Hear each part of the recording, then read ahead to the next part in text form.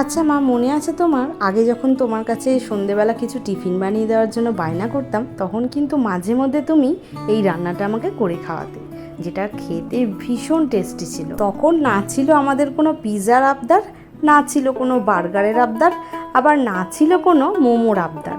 তখনের দিনগুলোই আলাদাই ছিল, আমাদের আবদারগুলোই তখন যেন ছিল খুব সাধারণ। আজ অনেক দিন পর সেই তোমার মতন করে দেওয়া ঘুগনি খেতে ভীষণ ইচ্ছা করছিল সন্ধেবেলা, তাই চটপট আমিও সে মতনই করে নিলাম। তুমি যে ওরকম আর কি করতে, যেভাবে রান্না করতে সেভাবে।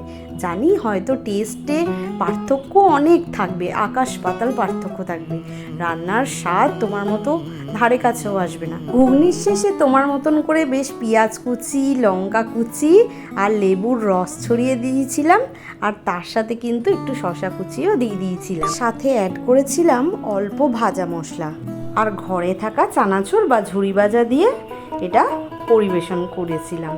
আর খেতে কিন্তু খুব সুন্দর হয়েছিল। তোমার কাছে আবদার করার সুযোগটা হয়তো আর কোনোদিনই পাবো না, কিন্তু কিছু কিছু স্মৃতি তোমার সাথে কাটানো বা তোমার হাতের করে দেওয়া কিছু রান্না আজও মনের মণিকোঠায় সারা জীবন থেকে যাবে। দেখো, এত কথা বলার মাঝে রান্নাটা কিন্তু শেষ হয়ে গেল, আর খুব সুন্দর করে আমি এখানে সাজিয়ে গুজিয়ে প্লেটে পরিবেশনও করে নিয়েছি, নীলকেও দিয়েছি আর আমিও খেয়েছি। আর এই পুরো ঘুগনিটি কিন্তু আমি নিরামিষভাবেই করেছি। তো যাই হোক, শুধুমাত্র পেঁয়াজ কুচিটা একটু খাওয়ার সময় দিয়ে দিয়েছি যাতে খেতে ভালো লাগে। তো বাইরে যেরকমভাবে আমরা খাই আর কি ঘুগনি, তো সেই রকমভাবেই আর কি একটু সাজানো।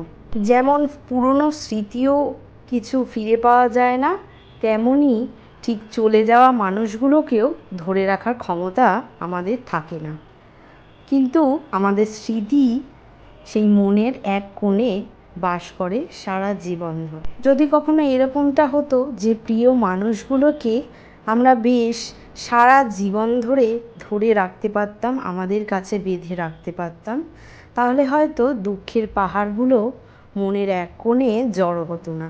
যাক, সেই সব দিনগুলো একটা নস্টালজিক ব্যাপার ছিল। পুরনো দিনের আবেগ, পুরনো দিনের সব কিছু একটা আলাদাই ব্যাপার থাকে।